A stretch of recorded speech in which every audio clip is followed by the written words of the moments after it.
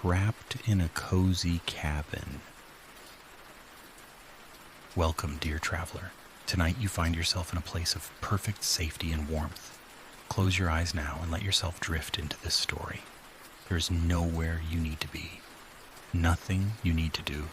Just listen, breathe, and allow yourself to sink deeper into comfort with each passing moment. The afternoon had been perfect for hiking.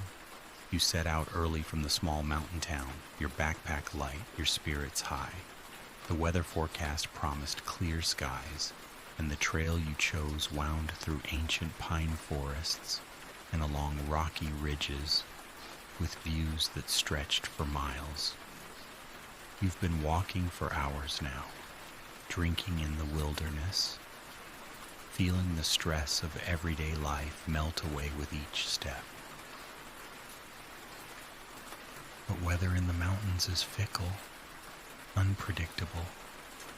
Around 3 in the afternoon, you noticed the first changes.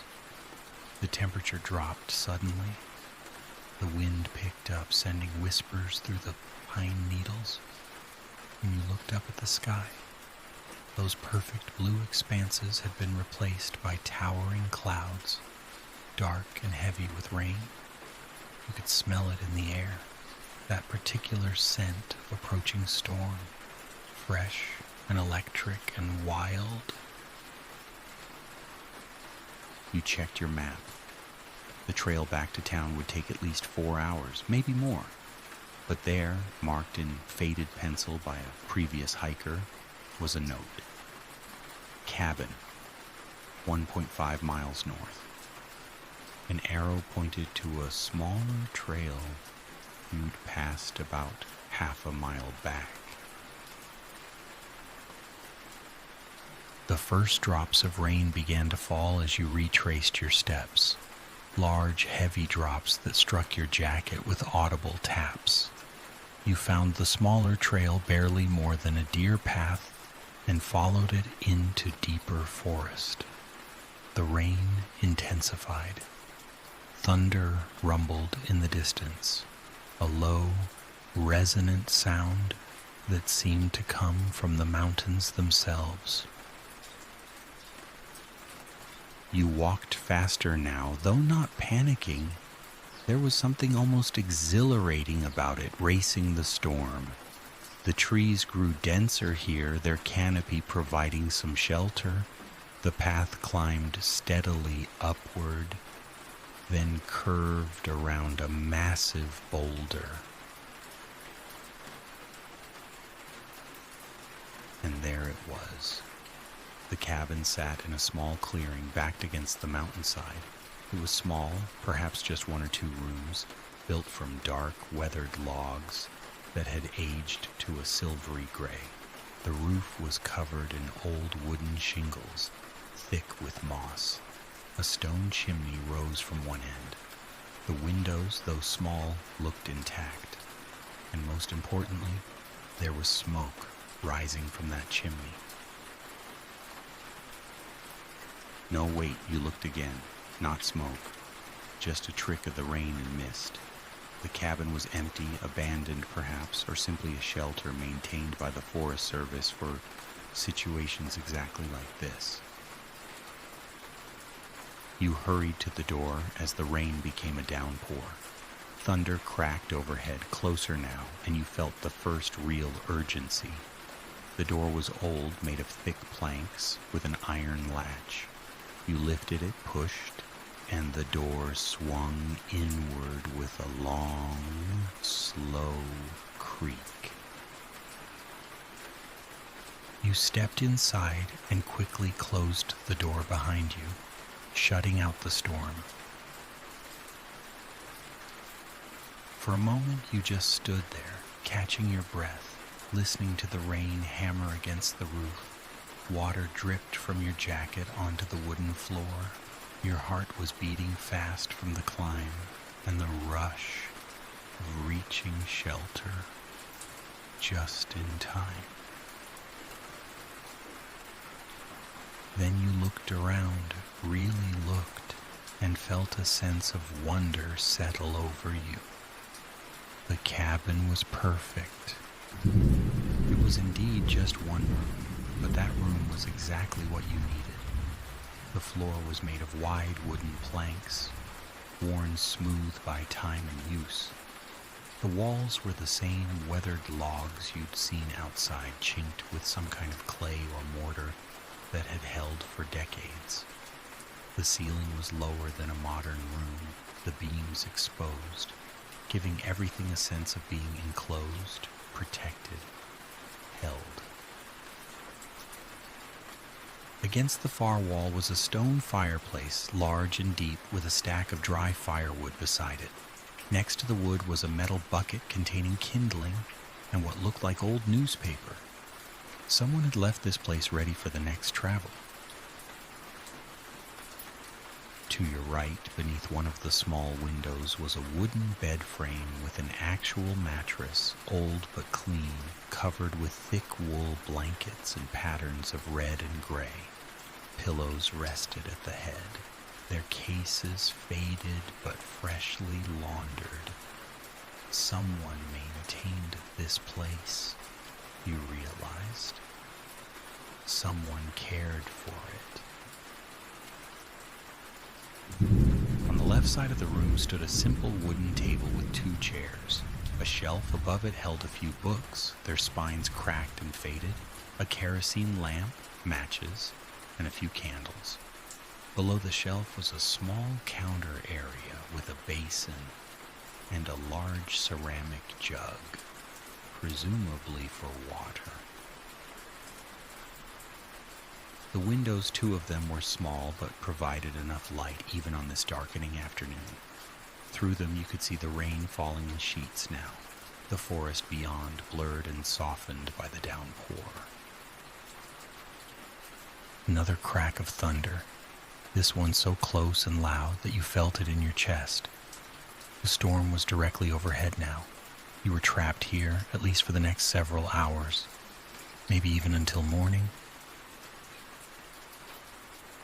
But as you looked around this snug, dry, perfectly appointed little cabin, you realized that trapped was entirely the wrong word. You shrugged off your wet backpack and set it by the door. Your jacket was soaked, so you hung it on a peg that jutted from the wall near the fireplace.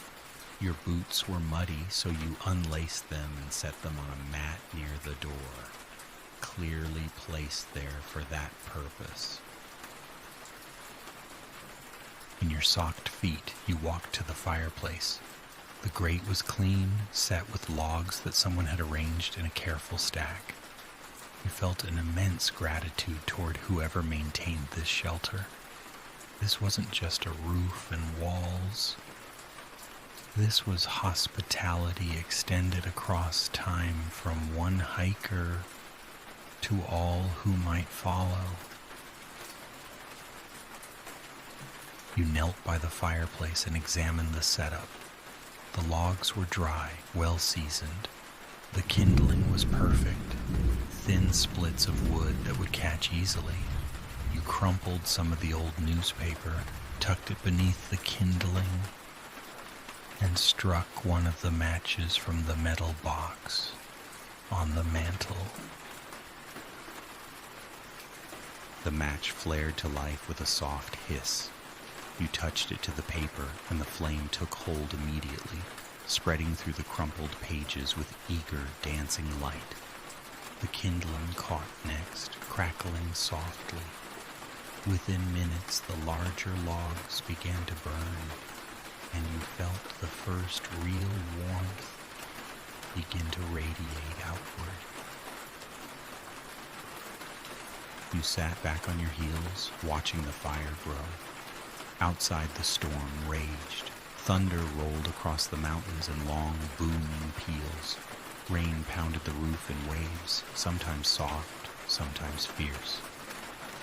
The wind picked up, and you could hear it moving through the pine trees, a sound like distant ocean waves. But inside you were warm and dry and safe. You stood and explored the cabin more thoroughly. The shelf of books held an eclectic collection: a battered guide to mountain wildflowers, a collection of poetry by Robert Frost, a mystery novel from the 1970s, a journal, its pages blank, with a pencil tucked into the binding. You smiled at that. An invitation to leave your own mark, your own story.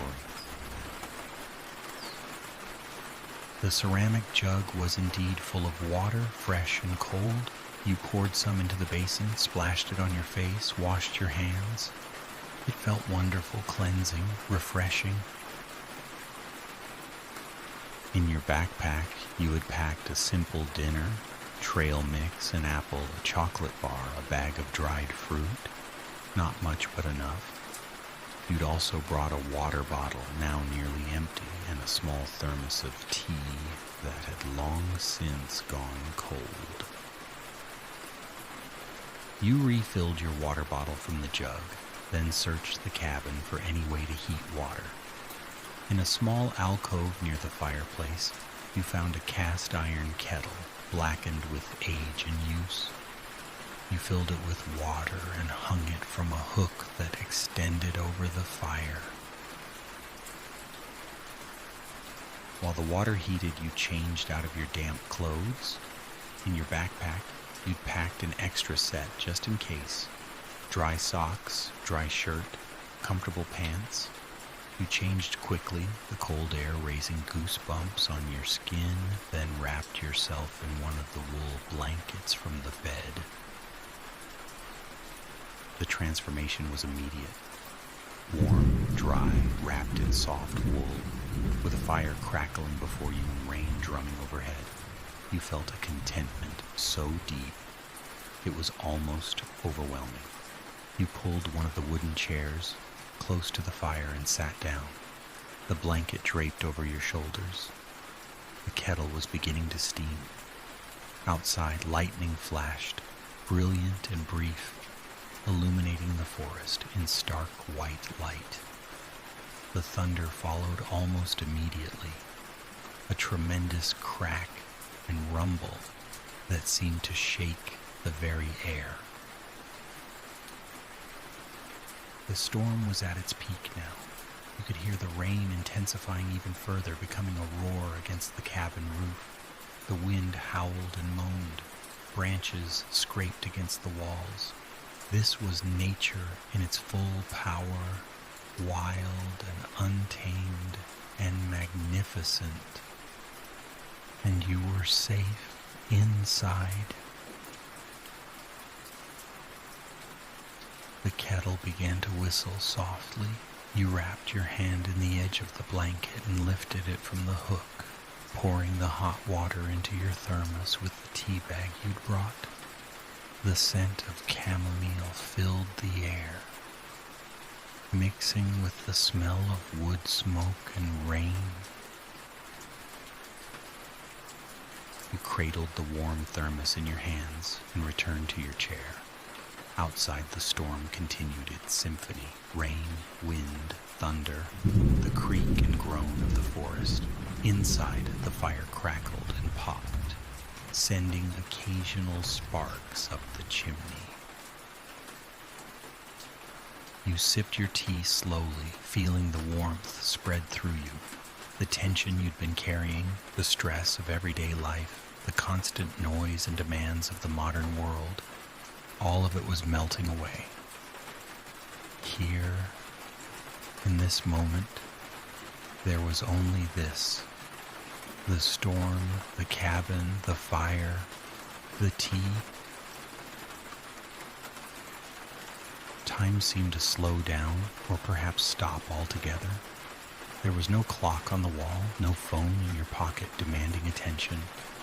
Just the natural rhythm of the storm and the fire and your own breathing. You thought about the people who had stayed here before you. How many others had sat in this very spot watching this same fire, Listening to storms just like this one, the cabin had to be old, maybe 50 years, maybe more. Generations of hikers, hunters, forest rangers, all seeking shelter, all finding this same sanctuary. The walls held their stories, you thought. The logs had absorbed their voices, their laughter, their quiet moments of reflection. You were just one more story in this cabin's long history, and someday someone else would sit here and be part of that continuum. The thought was comforting rather than lonely. You were connected to all those other travelers across all that time. The fire had settled into a steady burn now, the logs glowing deep orange and red. You added another piece of wood, watching the flames adjust and embrace it. Outside, the storm showed no signs of letting up. If anything, it had intensified. The thunder was nearly constant, a low rumble punctuated by sharp cracks. The rain fell in torrents. You pulled the poetry book from the shelf and opened it to a random page. Frost's words, familiar and comforting, about snowy woods and promises to keep. You read slowly, aloud but quietly, just to hear the words in this space. Your voice sounded different here, softer, more intimate. After a while, you set the book aside and simply watched the fire. There's something hypnotic about flames, the way they move and shift, never the same twice. Dancing, flowing, alive. Your eyelids grew heavy. You stood, stretched, and walked to the window. The glass was old, slightly wavy, distorting the view, but you could see the rain streaming down in rivulets, see the trees bending in the wind, see the occasional flash of lightning turning the world silver. The afternoon was fading into evening now. The sky, already dark with storm clouds, was growing darker still with the coming night. You realized you might be here until morning. The thought didn't worry you. In fact, you found yourself hoping the storm would last, would keep you here in this perfect shelter just a little longer. You lit the kerosene lamp with a match, adjusting the wick until it gave a warm, golden glow.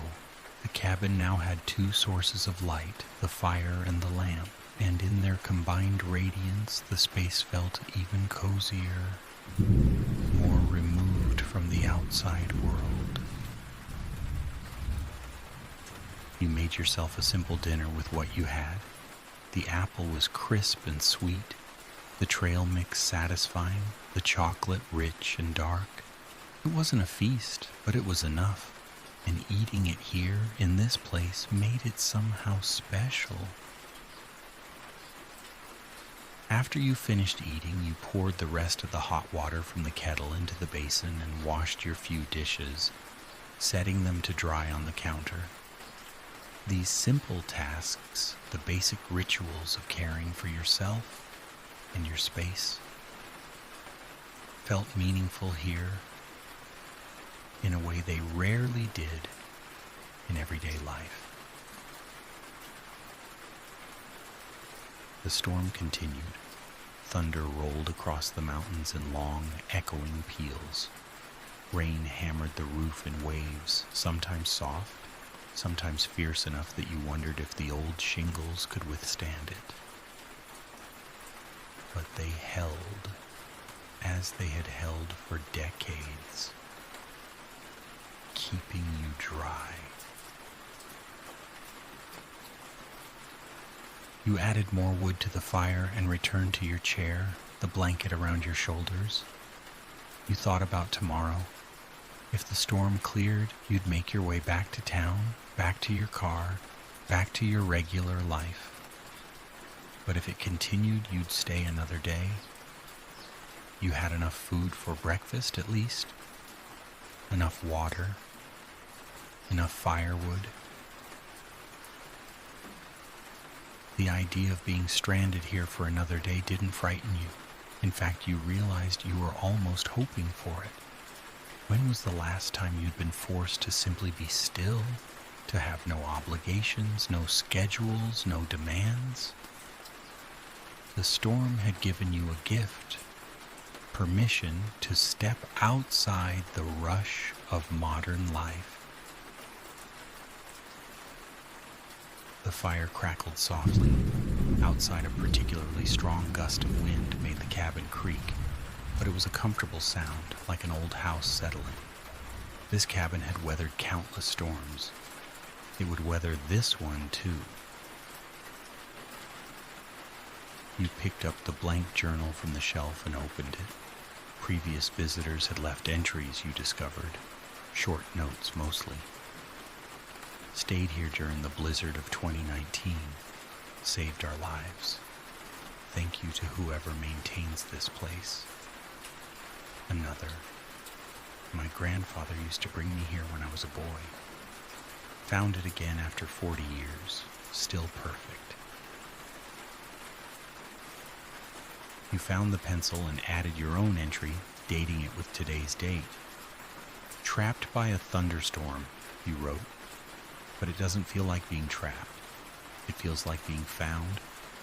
Thank you for the sanctuary.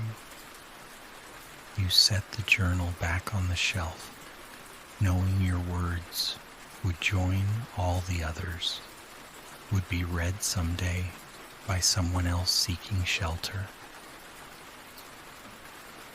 The evening deepened into night. Through the window, you could no longer see the forest, just the reflection of the lamp and fire in the dark glass, and beyond that, the occasional flash of lightning illuminating rain-soaked nothing. You felt your body relaxing completely now, releasing the last tensions. Your shoulders dropped. Your breathing slowed and deepened. The warmth of the fire, the sound of the rain, the comfort of the blanket, all of it was conspiring to lull you into the most peaceful state you'd felt in months. You stood and walked to the bed. The mattress was firmer than modern ones, but not uncomfortable. The wool blankets were heavy and warm. You kept your clothes on just in case, but slipped under the covers, pulling them up to your chin. From the bed, you could still see the fire, its light dancing on the cabin walls. You could still hear the rain, steady and strong. Thunder rumbled, farther away now. The storm perhaps beginning its slow journey to the next valley. You thought about how strange it was that such a dramatic, potentially dangerous situation, being caught in a mountain storm, had become one of the most peaceful experiences of your life. But perhaps that was the secret. Safety wasn't the absence of danger. It was being protected from danger. And here in this cabin, you were utterly, completely protected. The blankets were incredibly soft, worn smooth by time. You could smell wood smoke and pine and something else, maybe lavender, as if someone had tucked sachets into the pillows long ago. Your eyes grew heavier. The fire blurred into soft halos of orange light. The rain became a rhythm, predictable and soothing. Thunder rumbled distantly, like a lullaby from the mountains. You let yourself drift, hovering between waking and sleeping. In this liminal space, the cabin seemed to embrace you, to hold you safe. You thought again of all the others who had slept in this bed, under these blankets, listening to storms just like this one. You were part of something larger than yourself, a tradition of travelers and shelter, the kindness of strangers who maintain places like this. Sleep was coming now, approaching like a gentle tide. You didn't resist it, why would you? Everything here was perfect. The storm would rage through the night, and you would sleep through it warm and safe and deeply, deeply at peace. The fire crackled softly. The rain drummed on. And you drifted down into sleep, into dreams of mountains and forests and cozy cabins where travelers always find shelter. The night deepened around the cabin.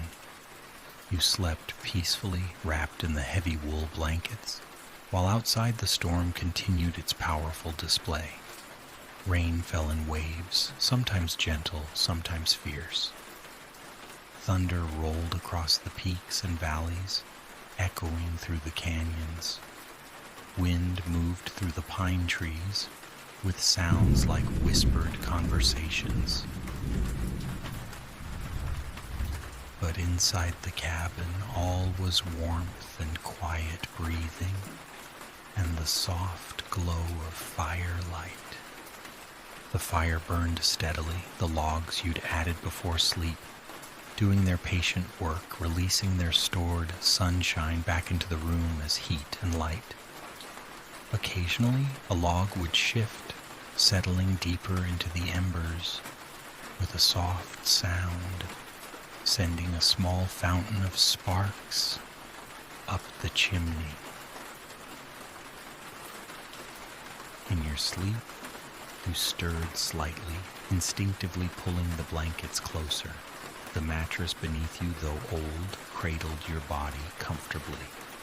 The pillow smelled faintly of cedar and mountain air. Your breathing was slow, deep, completely relaxed. Hours passed. The storm showed no signs of weakening. If anything, it had settled into a rhythm, a long, sustained pour with periodic intensifications when the wind would gust and the rain would hammer even harder against the roof. There's something about sleeping during a storm that produces the deepest rest. Perhaps it's the white noise of the rain masking all other sounds. Perhaps it's the dramatic contrast between the chaos outside and the safety inside. Or perhaps it's simply that your body, recognizing you're completely sheltered, allows itself to fully, totally relax. You dreamed, but they were gentle dreams, walking through misty forests, sitting by other fires in other cozy places. The dreams had that soft, watercolor quality of deep sleep, impressions rather than narratives, feelings rather than events. The fire burned lower as the hours passed, the flames diminishing to a bed of glowing coals that pulsed with inner light, breathing almost like a living thing. The cabin grew slightly cooler, but not uncomfortably so. The thick log walls held the warmth, releasing it slowly back into the room. Around midnight, the storm reached its peak intensity. Thunder cracked so loudly it seemed the sky itself was breaking apart. Lightning flashed in rapid succession, turning the windows bright white, then dark, then bright again. The wind reached a crescendo, howling around the cabin walls like a living thing. You shifted in your sleep, some deep part of your mind registering the increased intensity, but you didn't wake. The cabin held firm around you, protection that had stood for decades and would stand for decades more.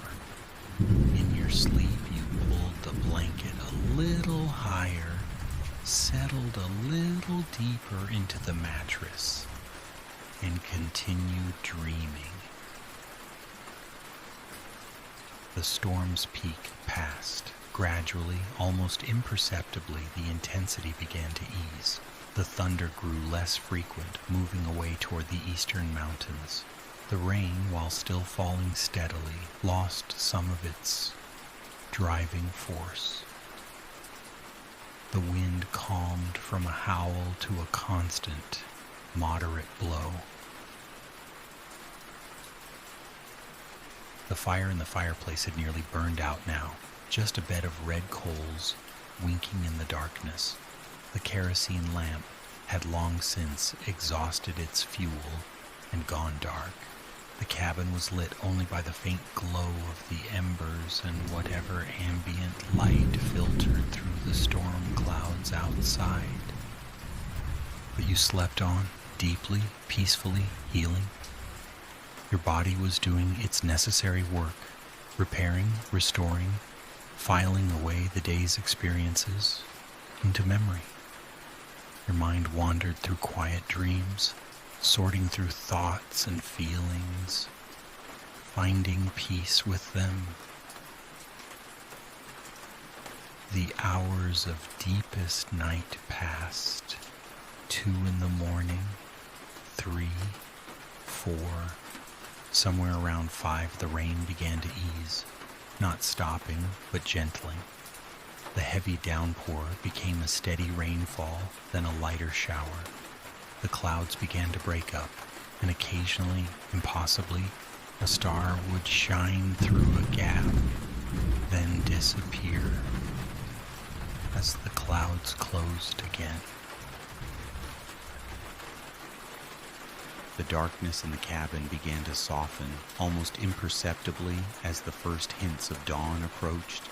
Not light yet, but a lessening of the absolute darkness. The shapes of the furniture became slightly more defined. The window frames emerged from shadow. You began to surface from deep sleep, rising slowly through layers of consciousness. Your breathing changed rhythm, becoming less deep, more regular. Your eyes moved beneath their lids. Dreams became more vivid, more narrative. Around 6, as the first real light of dawn began to filter through the rain, you opened your eyes. For a moment you were disoriented, unsure where you were. The unfamiliar ceiling beams, the smell of wood smoke, the sound of rain. Then memory returned, and with it, a profound sense of contentment. You'd slept through the night in the mountain cabin. The storm was still going, but lighter now. You were warm, rested, safe. You didn't move immediately. Instead, you lay still, under the heavy blankets, listening. The rain had a different quality now, softer, less urgent. It fell steadily but gently, a sound that could continue for hours yet. No thunder, just rain and the whisper of wind through pine trees. The cabin was cool now, the fire having burned out completely. You could see your breath misting slightly in the air. But under the blankets, you were perfectly warm, and there was no hurry to emerge. Through the window, you could see the dawn light growing stronger. It was gray light, filtered through clouds and rain, but it was enough to see by. The forest outside was shrouded in mist, the trees appearing and disappearing like ghosts. Finally, you pushed back the blankets and sat up. The air was indeed cool against your skin. You reached for the extra blanket and wrapped it around your shoulders, then padded across the wooden floor to the fireplace. The embers were almost dead, just a few red coals glowing weakly in the ash. You stirred them with the poker that hung on the wall, added some crumpled paper and thin kindling, and blew gently. The coals flared, the kindling caught, and soon you had a small fire going again. You added larger pieces of wood and stood, watching the fire grow, feeling its warmth begin to push back the morning chill. The cabin came alive again, brightening, warming. You walked to the window and looked out at the rain-soaked forest. Everything dripped. Every branch, every leaf, every needle. The ground was saturated, small streams running where yesterday there had been only dry earth. Mist rose from the warm ground, meeting the cool rain, creating layers of fog that drifted between the trees. It was beautiful, wild and wet, and utterly beautiful. You filled the kettle again and hung it over the fire, then went about your morning routine. You washed your face in cold water from the basin, feeling instantly more awake. You changed into your hiking clothes, which had dried overnight near the fire. You rolled up the blankets on the bed, leaving them neat and tidy as you'd found them. By the time you finished, the kettle was boiling. You made more tea and sat by the fire, sipping it slowly, in no hurry. The question was whether to stay or go. The rain had eased considerably, and if it continued to lighten, you could make the hike back to town. It would be wet, possibly muddy, but manageable. On the other hand, the clouds were still thick and dark. This could be a brief lull before another storm cell moved through. You pulled out your trail mix and ate a handful, thinking.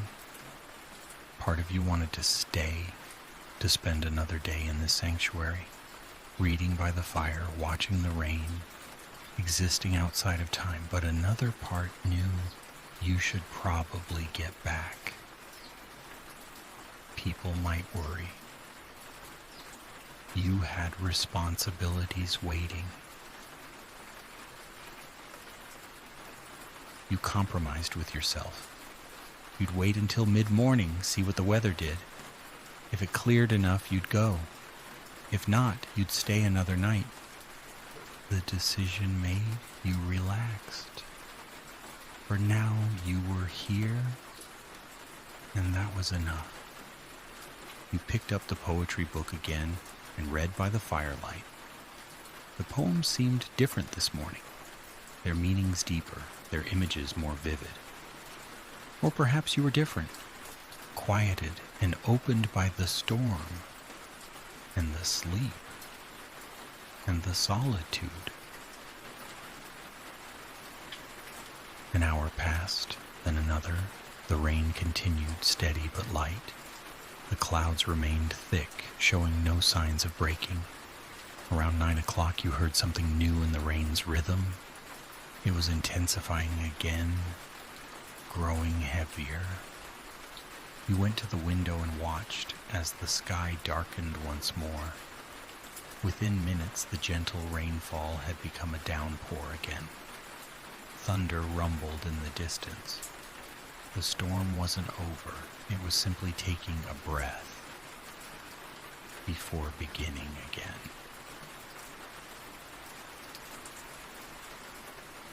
You smiled. The decision had been made for you. You were staying.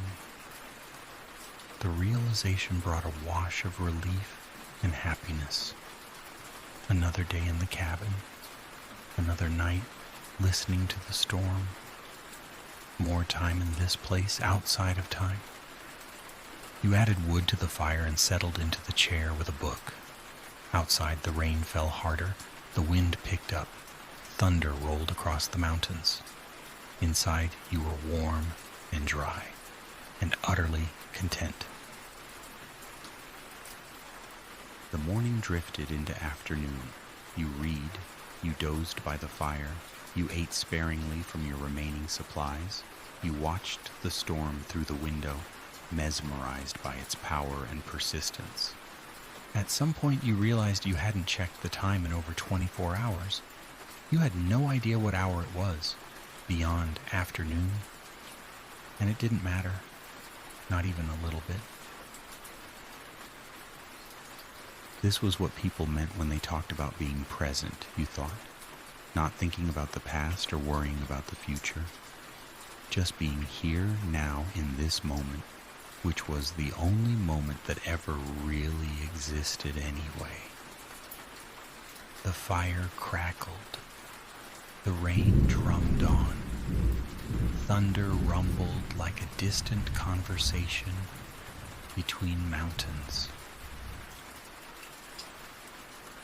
You pulled the journal down again and wrote more this time. About the storm, about the cabin, about how sometimes being trapped is really being freed. About how shelter isn't just physical, it's spiritual. About how you'd carry this place with you always, this memory of safety and peace and the simple pleasure of watching rain from beside a warm fire. When you finished writing, you added another note. I'll be back someday. This place has become part of me. You knew it was true. Whether you actually returned or not, this cabin, this storm, this experience, it would stay with you. In moments of stress or anxiety, you'd remember this feeling of being completely safe, completely at peace. You'd remember that such places exist. Such moments are possible. The afternoon wore on. The storm continued, showing no signs of weakening this time. You prepared for another night. You arranged the firewood for easy access. You filled the kettle. You shook out the blankets and made the bed properly. As evening approached, you lit the kerosene lamp again, refilling it first from a can you found in the alcove. The warm light filled the cabin, pushing back the gloom of the stormy dusk. You made yourself a simple dinner from the last of your supplies, rationing carefully in case the storm lasted even longer. But you weren't worried. You could always find something. Maybe there were emergency supplies in the cabin you hadn't discovered yet. Or the storm would break tomorrow and you'd hike out. Either way, you'd be fine. You ate slowly, savoring each bite, watching the fire and listening to the rain. This would be your last meal in the cabin, probably. Tomorrow the storm would surely break. Tomorrow you'd return to the world. But tonight, you were still here. Still safe in your sanctuary. After dinner, you sat by the fire and let your mind wander. You thought about your life back home, the things that had seemed so important, so urgent. From here, they seemed smaller, more manageable. Perspective, you thought. That's what this place gave you. Perspective and peace. The fire burned bright. Outside, full darkness had fallen, and the storm raged on, but somehow it felt like an old friend now, familiar, even comforting. You knew its rhythms, its moods. You'd slept through its fury and woken to its gentleness. You and the storm had reached an understanding. As the evening deepened toward night, you felt sleep approaching again, that same gentle tide. You banked the fire, adjusted the lamp to burn low through the night, and crawled back under the heavy wool blankets. From the bed, you watched the fire's reflection on the ceiling beams, dancing shadows and warm light. You listened to the rain, steady and strong. You felt the cabin around you, solid and protective. Your eyes grew heavy, your breathing slowed, your body relaxed completely, sinking into the mattress, into the warmth, into the perfect safety of this place. Tomorrow would come, the storm would end. You'd return to your life, bringing with you the memory of this sanctuary, this pause, this gift of being trapped in a cozy cabin during a thunderstorm. But tonight, now, in this moment, there was only this: the fire, the rain, the warmth, the peace. And that was everything. Your eyes closed, sleep rose up to meet you, and outside the rain fell on, washing the mountains clean, while inside you drifted into the deepest, most peaceful sleep, sheltered and safe and utterly, completely at home. The fire crackled softly, its light growing dimmer, as the logs burned down to glowing coals. The lamp flickered, casting dancing shadows on the walls. The rain drummed its endless rhythm on the roof. And you slept. Deeply, peacefully, dreaming of storms and shelter, of cozy cabins and warm fires, of the simple, profound joy of being exactly where you need to be, exactly when you need to be there. The night embraced the cabin. The storm sang its wild song, and you rested, safe within the walls that had sheltered so many others, adding your story to the cabin's long history of providing sanctuary to weary travelers. Sleep well, dear friend. Sleep deeply and peacefully. The storm will pass, as all storms do. The morning will come, bringing new light and new journeys. But for now, there is only this moment, this warmth, this safety, this peace. Rest now. Let the rain sing you deeper into sleep. Let the storm carry away all worries, all stress, all tension. Let the fire's warmth fill you. Let the cabin's walls hold you safe. You are exactly where you need to be. You are perfectly safe. You are home. Sleep now. Sleep